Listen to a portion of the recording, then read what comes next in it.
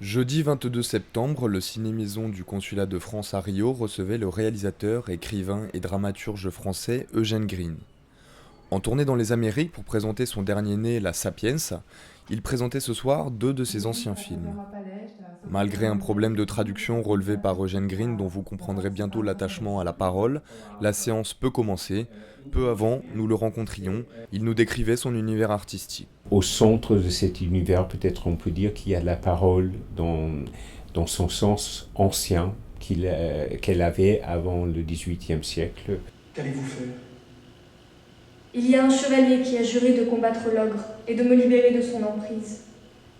Tout va bien alors? La parole parlée est très importante dans mes films. Les dialogues sont très écrits et dans un style qui ne cherche pas à être naturaliste. Allons-nous dans ta chambre ou dans la mienne? Allons dans la mienne. Le deuxième film, La religieuse portugaise, nous conte l'histoire de Julie, une actrice française lusophone arrivée à Lisbonne pour le tournage d'un film.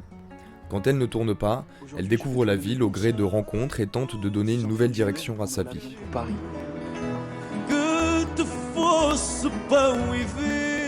Ce lien qu'on peut trouver entre mes films, qui sont assez différents par leur sujet, mais c'est une présence de la spiritualité qui pour moi est au cœur même de la spécificité cinématographique. Moi, je tourne encore demain. Quand les dialogues atteignent un certain degré d'intensité, Eugène Green place la caméra en face des deux personnages, le but étant de capter l'intégralité de leur regard pour libérer pleinement l'énergie que la parole dégage en chacun. Techniquement, ça aboutit à un regard caméra qui est considéré comme une faute en général, mais pour moi c'est un élément essentiel de mon langage cinématographique. Et le but, c'est de donner au spectateur toute l'énergie que reçoit une personne qui parle avec une autre personne face à face. En présence de son directeur de la photographie Raphaël Auburn, Eugène Green explique en fin de séance son univers artistique et répond aux questions du public. Dans 3 jours, nous le retrouverons dans un cinéma où il va nous présenter son dernier film, La Sapienza, au Festival de Rio.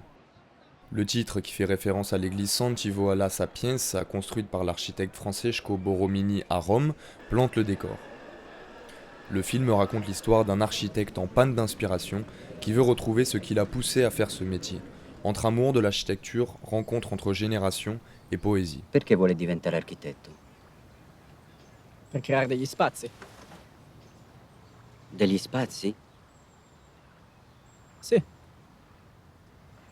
Gli spazi non sono altro che vuoti. dei vuoti che bisogna riempire. Di che cosa? Di luce. E di gente. Une autre particularité d'Eugène Green est que les acteurs de ses films parlent un français parfait, effectuant toutes les liaisons. Ceci vient peut-être du fait que Eugène Green n'est pas né français, mais a réellement épousé la culture et la langue française.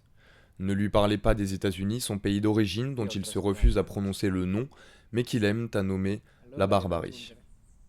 J'ai compris très jeune, à 5 ans, que le centre enfin, ce qui fait l'homme et l'individualité de l'homme, c'est sa langue.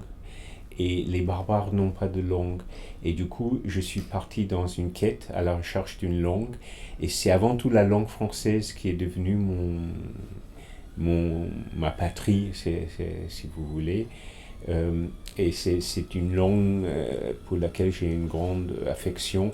La seule autre langue qui produit le même sentiment en moi, bien que je la parle beaucoup moins bien, c'est le portugais.